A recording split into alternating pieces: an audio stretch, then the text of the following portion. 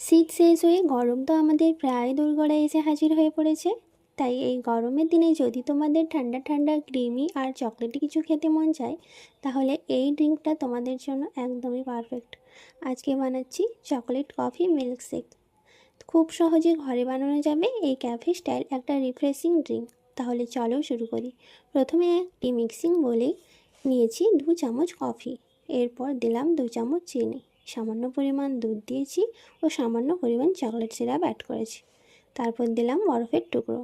এরপর এই সবগুলো উপকরণ ভালোভাবে ব্লেন্ড করে নেব। ব্লেন্ড করে সাইডে রেখে এরপর যে গ্লাসে করে আমি কফি পরিবেশন করব, ওই গ্লাসেরই ধার বরাবর চকলেট সিরাপ দিয়ে ভালোভাবে সাজিয়ে নিলাম। এরপর এর মধ্যে অ্যাড করলাম বরফের টুকরো এবং তৈরি করে রাখা কফির মিশ্রণটা এর মধ্যে ঢেলে দিলাম।